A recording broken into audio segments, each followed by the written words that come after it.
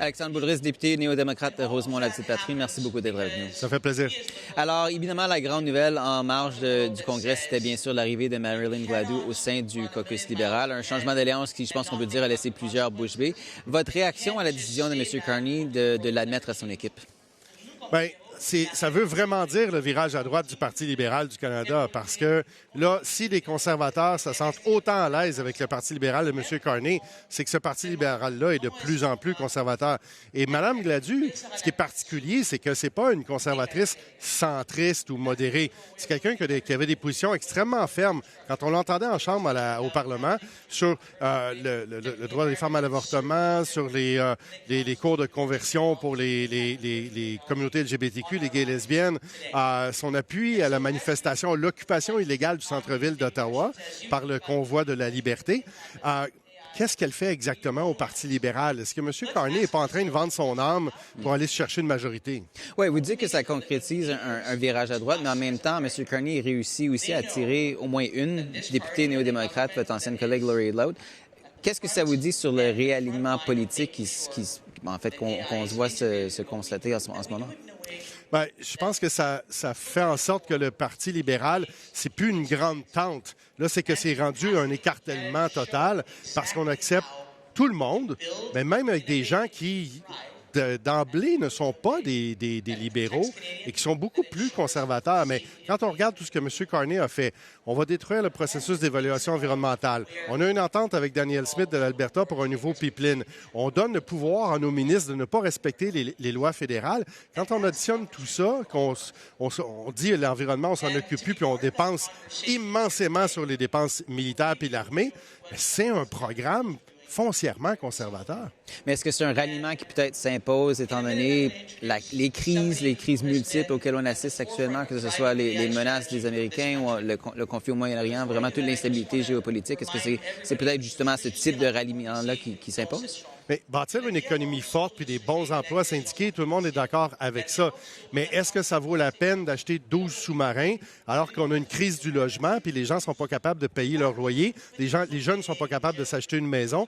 Est-ce que les priorités sont à la bonne place? Parce qu'on peut avoir des communautés résilientes puis une économie forte en faisant du développement économique qui est plus social également. C'est ça que nous, au NPD, on prône. Pas aller vers des pipelines de F-35 puis des sous-marins. Oui, justement, vous, votre parti, vous venez d'élire un nouveau chef. Oui. Le Parti libéral, évidemment, on le voit, a réussi à élargir sa tente. Vous, comment est-ce que vous anticipez que votre parti va pouvoir aller faire des gains?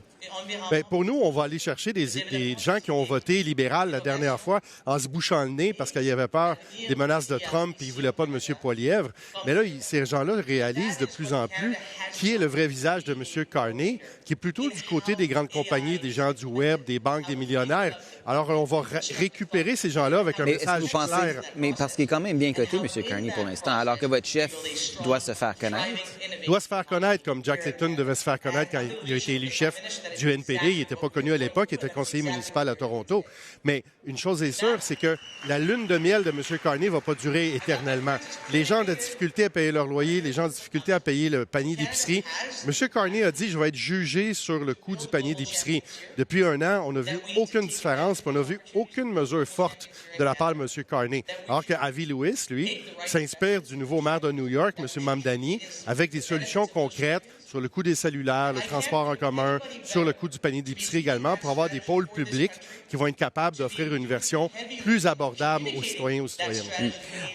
On sait évidemment, il y a 3 élections partielles qui sont prévues pour lundi, 2 en Ontario, évidemment celle de Terrebonne où la lutte sera beaucoup plus serrée. Mais étant donné que M. Carney, on s'attend à ce que son parti puisse remporter les 2 élections à Toronto, on verra celle à Terrebonne, il est sur le point de former un gouvernement majoritaire. Comment est-ce que vous voyez le rôle alors du NPD dans cette nouvelle configuration politique? Est-ce que vous n'avez pas justement de perdre tout le biais que vous aviez aux communes? Bon, déjà, M. Carney agissait presque comme s'il était majoritaire à la Chambre des communes, souvent avec l'appui des conservateurs aussi. Hein? Donc, ça veut dire que les conservateurs sont à l'aise de voter avec M. Carney. Mais on va continuer notre travail à la Chambre des communes d'avoir une opposition de gauche, une opposition progressiste, parce que le NPD amène une voix, des enjeux, des préoccupations, puis un angle qui est unique à la Chambre des communes. Aucun autre parti a cette voix-là. Elle est importante, elle est nécessaire dans notre démocratie. Enfin, juste en terminant, on le sait, les rumeurs sur votre propre avenir politique persistent. Ça fait un certain temps, plusieurs semaines, qu'on pense que peut-être vous allez faire un saut vers la politique provinciale. Est-ce que vous êtes toujours en mode réflexion? Toujours en mode réflexion, mais ça achève. Mais là, en ce moment, au fédéral, il y a tellement de rumeurs sur plein de gens, sur plein de partis politiques, qu'on va voir qu'est-ce qui va se passer dans les prochains jours. On verra bien la suite. Alexandre Boulris, merci d'avoir été avec nous. Ça fait plaisir. Bonne journée.